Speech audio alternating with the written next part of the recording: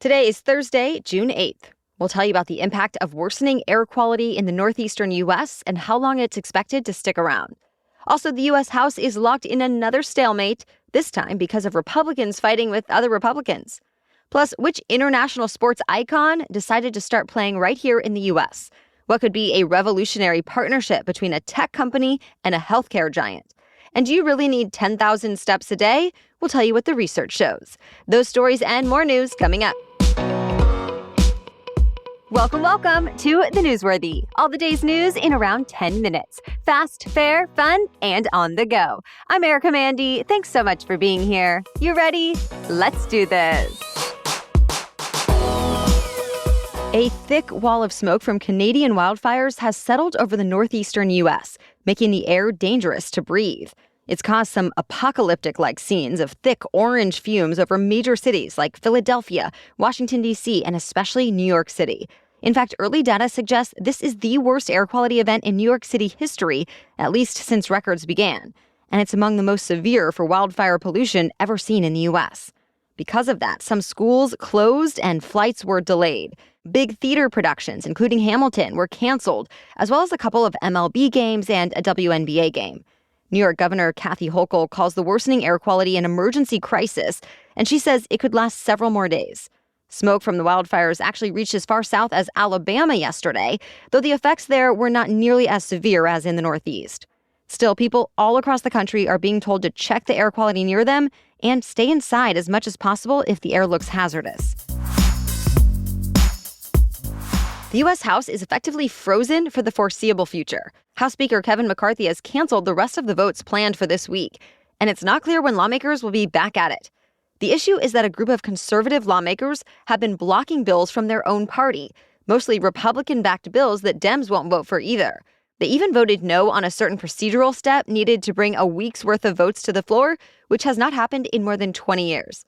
The conservatives are doing it in protest of the deal McCarthy reached with President Biden over the debt ceiling. They say it did not cut enough spending and that they were kept out of the key decisions. So now they want promises they'll be involved in negotiations about more spending cuts, among other issues. Some say they even want a change in leadership. McCarthy says he's going to keep talking to the holdout members of his party so they can hopefully get back to work on Monday. But in the meantime, some of his fellow Republicans are calling the House chaotic and dysfunctional. U.S. Supreme Court justices are revealing how much money they're making and what benefits they're collecting while on the bench. A fresh batch of financial records just came out for 7 of the 9 justices, showing how much they made for book sales, teaching gigs, and investments on top of their 6-figure salaries. And this year, for the first time, justices also had to share information about where they're getting free trips, meals, and hospitality. With that, we learned that Justice Ketanji Brown Jackson received a $1,200 floral arrangement from Oprah Winfrey. And the company that publishes Vogue magazine sent her a $6,500 designer dress and jacket for a photo shoot. Justices Amy Coney Barrett, Brett Kavanaugh, and Neil Gorsuch were flown to Italy for different meetings, conferences, or educational programs. Justice Sonia Sotomayor was flown to Scotland by NYU, and Elena Kagan got a trip to Canada to deliver a speech at the University of Toronto.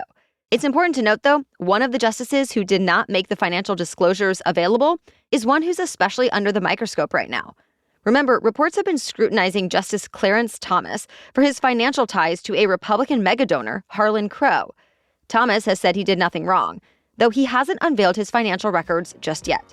He and Justice Samuel Alito apparently requested extensions.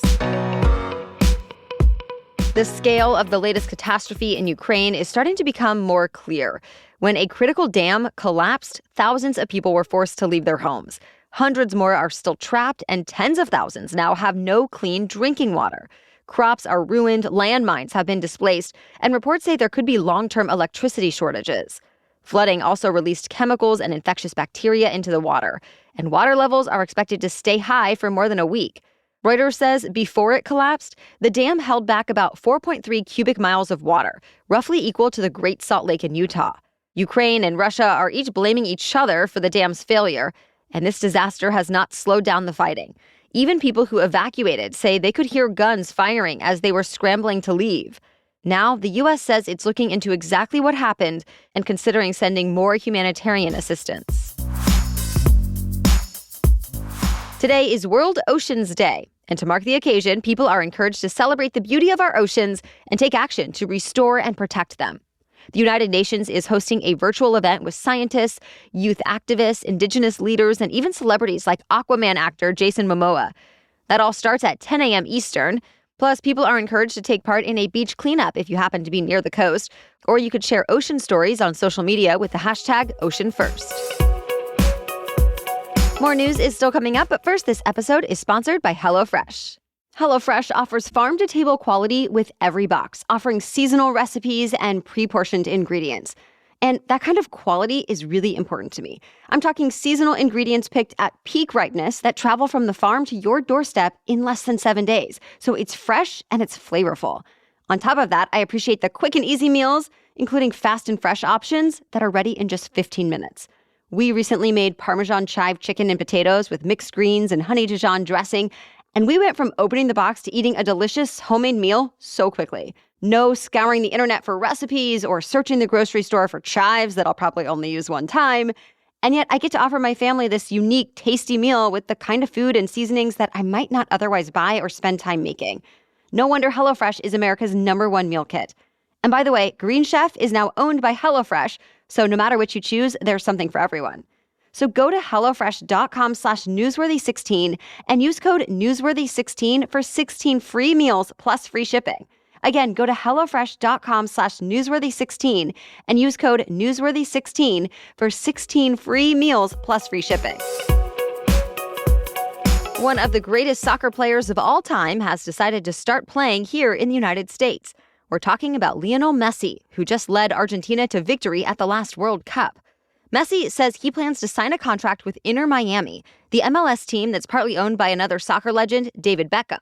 And that's a big deal, since reports are calling Messi the most coveted free agent in soccer history. His contract was over with his current club in Paris, France, but he had a lot of options. In the end, Messi says he chose Miami to change things up and find a little peace of mind. It's not clear how much Messi will actually get paid by playing in the MLS, but Inter Miami apparently offered him an ownership stake in the team once his playing career ends, on top of revenue-sharing agreements with Apple and Adidas. Of course, Miami is getting quite a bit out of this deal too, not just because of his talent, but his fame. The cheapest ticket prices for Inter Miami games jumped 1,000% within just a few hours of Messi's big announcement. His first MLS match is expected to be in August.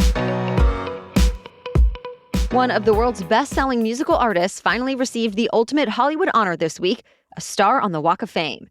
Tupac Shakur was honored 27 years after being killed in a drive-by shooting back in 1996 at the height of his career, at just 25 years old. Tupac was a rapper, actor, activist, and poet. And the producer of the Hollywood Walk of Fame says he will, quote, continue to be an important cultural figure for many years to come. Tupac's family and friends came together to see the new star yesterday and celebrate one of Tupac's goals being realized. His star is now one of more than 2,700 to grace Hollywood Boulevard. American cancer patients and their doctors are now faced with a record-high scarcity of chemotherapy medicines, and the FDA is going to extreme lengths to respond to this.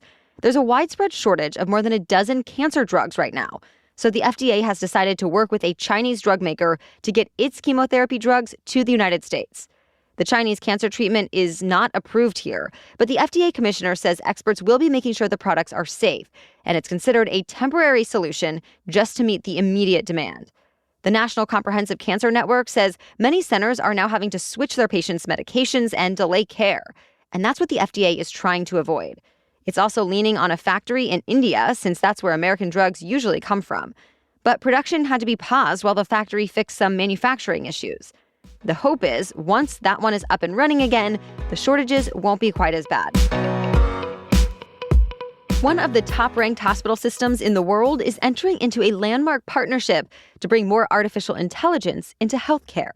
The Mayo Clinic is testing a new service from Google Cloud.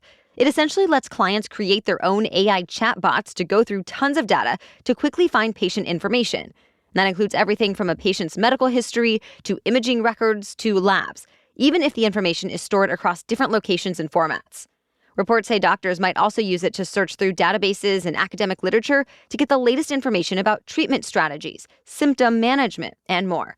The Mayo Clinic will be testing out all kinds of different uses for the search tool in the coming months to decide where it might be most helpful. The hospital system's chief technology officer told CNBC it's going to save a lot of time and prevent doctor burnout. Though Google also says it's trying to be especially careful with the tools in the healthcare setting, since there's less room for incorrect or unreliable answers. Both Google and the Mayo Clinic say they're going to roll the tech out slowly and thoughtfully. Plus, they say they're devoted to data security and patient privacy. From Netflix to Hulu to Disney Plus and many more, it seems like almost every streaming service has an ad-supported tier now. And the Wall Street Journal says Amazon's Prime Video could be next. Already, insider intelligence says Amazon has the fastest-growing ad business in the world. For now, Amazon mostly sells ads to retailers looking to boost their products. But it's also invested more in new original shows and live concerts on Prime Video that it can sell advertising around. It's not clear when Amazon might be rolling out ads or how much a new ad tier might cost. At the moment, Prime Video is available to everyone who already pays the $15 a month Prime membership fee, or it's available on its own for $9 a month. That's it for the main news today, so now it's time for Thing to Know Thursday. But first, I want to tell you about our sponsor, Rothy's. We're planning to take a trip to see some family this summer, and because Rothy's shoes are so versatile, stylish, and comfortable, they are my go-to shoes for travel. My flats barely take up any space in my suitcase, and yet they can be worn for a casual walk or a nice night out. Pretty much anything.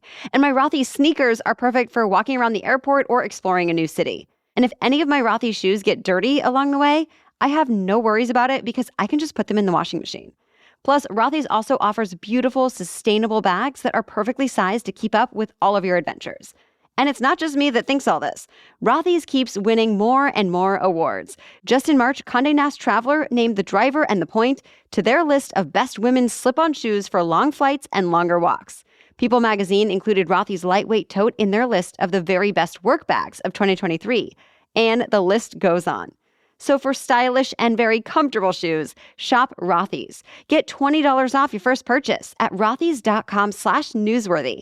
That's ROTHYS, rothys.com/newsworthy. Now back to Thing to Know Thursday. It turns out there's a pretty easy way to drastically improve your health. Just go for a walk, and potentially a shorter one than you might think. New research published in the Lancet Medical Journal says walking 7,000 steps a day is all it takes for people 60 and older to increase their lifespans. And even for younger adults, researchers found the benefits to daily walking actually level off at around 9,000 steps. So even if you have a smartwatch, phone, or step counter that tells you to get 10,000, it might not be necessary, though not bad for you either. The other thing is, research has found that speed doesn't even matter. The overall number of steps people take throughout the day tends to make a bigger difference than the intensity of those steps.